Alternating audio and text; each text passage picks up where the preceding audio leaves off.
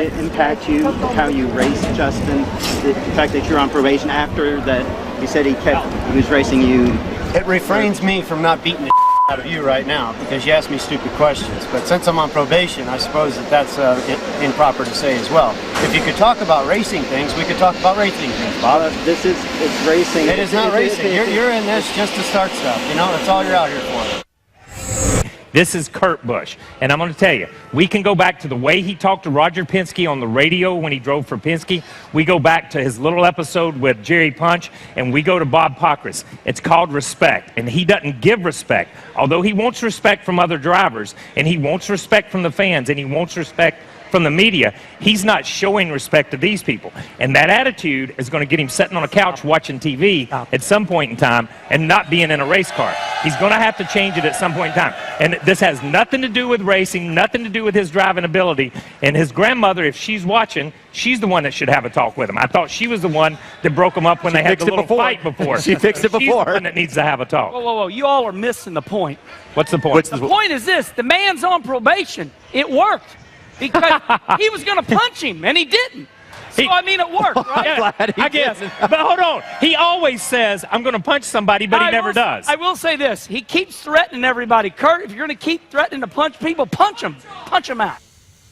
There we go, the great American sports commentator, hired to spit out invectives and blubber that, if it were able to be tested for actual intelligence, as if it were some sort of viable liquid, would rate about a -17 on the evolutionary IQ scale and about a positive 645 on the moron meter. Yes, sir, now that's racing. That's what we like to hear about our heroes in every sport. Damn it, man, if you're sick and tired of being treated badly by that mean old media, if you've had it with answering inane questions over and over again while being paid to compete, trucked and jetted around the country in first class, fed your meals, sponsored to the point of never having to buy underwear again if you're lucky enough to land the BVD account, be schmoozed and pampered with PR people all around to protect you, never have to raise an actual finger in the prep for the actual event, and then be whisked away from the madding crowd who are helping you afford that big new house, fancy new car, all the trappings that come with it, because you're just rock-headed enough to buy something with your name on it. Oh yeah, oh yeah. Get in there and punch that reporter. Matter of fact, hey, while you're at it, punch a few more things. Let it fly. It's that kind of macho, manly men doing manly things we love to see from our jocks and the straps that carry them. You tell them, Kenny Wallace. Haul off and wail away, Kurt. Don't be taking none of this guff from anybody. A little physical violence is just what we need to excite the fans and, hey, drive up those ratings. He's one of NASCAR's star drivers, Kurt Busch. Power off turn number 4, and the Outlaw wins the battle at Martinsville. But tonight, NASCAR is putting the brakes on his career, suspending him after a judge found Busch manually strangled his ex-girlfriend, Patricia Driscoll. Driscoll sat down for an exclusive interview with Good Morning America's Michael Strahan. And I never saw some of the warning signs. All this just days before one of the biggest races of the year, the Daytona 500. Based on our review of the available details, including the court's findings that were released earlier today, NASCAR is indefinitely suspended driver Kurt Busch. She claimed her ex-boyfriend, Kurt Busch, assaulted her in September. She drove to Busch's motorhome with their 9-year-old son after she claims he texted her.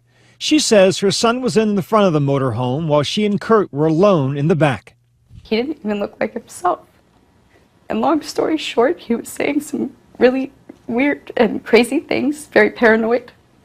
And he popped up out of bed and grabbed me by the throat with one hand, and with the other hand he grabbed my face. And he smashed my head into the wall 3 times. NASCAR-approved commentators, radio talk show hacks, pro and college football paid-for-hire announcers who work for the teams, and the media that's always afraid of having their credentials pulled for criticizing the meal ticket. For decades, they've been hiding, ducking, dodging, and making fun of those little things that everyone knows happens, like hitting walls, smacking kids, and maybe even beating up wives and girlfriends. Now they're all righteous and horrified, when for years they're the ones working in concert with the athletes to protect them from the law and anything illegal or immoral. Hey, take a bow, NASCAR. You let this happen by looking the other way.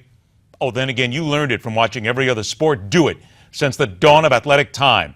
And that is telling it like it is.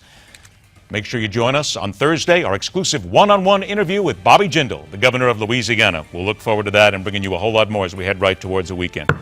Rock on, true believers. Thanks for joining us. We're back on Thursday, right here on MidPoint.